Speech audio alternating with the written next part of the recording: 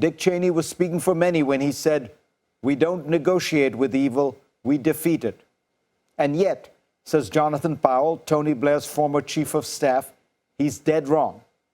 In a new book, Terrorists at the Table, Why Negotiating is the Only Way to Peace, Powell argues forcefully that historical conflicts like the one in Afghanistan have ended only through negotiations and not military victory.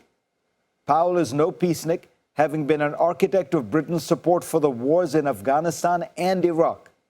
But over the course of his decade in office, as one of Blair's most important aides, Powell came to recognize that terrorism cannot be solved exclusively or largely by military means. He quotes Hugh Orde, the former chief constable in Northern Ireland, who says that there is no example that I know of terrorism being policed out or eliminated through the use of force. Now, governments are loath to talk to terrorists.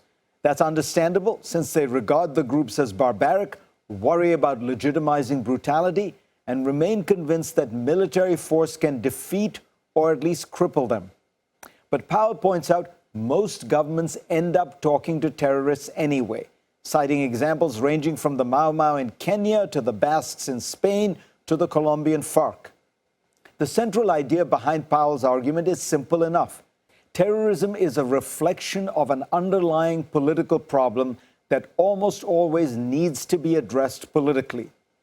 In Afghanistan, for example, it reflects the reality that some part of the Pashtun population, which is about 50% of the country, believes that its interests are not represented by the current government in Kabul.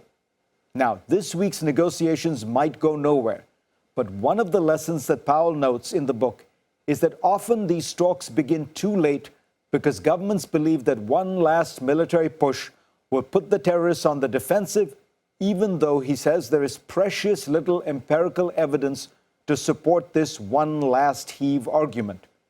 He reminds us that a crucial part of General David Petraeus' surge in Iraq was reaching out to Sunni militants, terrorists, who had been fighting American forces, addressing their grievances, and indeed paying them to move from being foes to friends.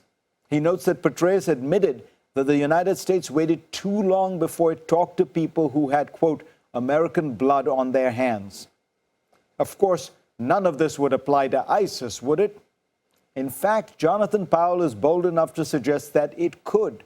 After all, ISIS is a particularly brutal and murderous group, but it is successful largely because it has tapped into the fears and rage of disempowered Sunnis in Iraq and Syria. That is a political grievance that can only be addressed politically. Talking to terrorists is not giving in to their demands, argues Powell. But because governments are so spooked by the image and the optics of it all, they usually delay, fumble, make mistakes, and prolong conflicts that could be resolved earlier and with much less bloodshed on all sides.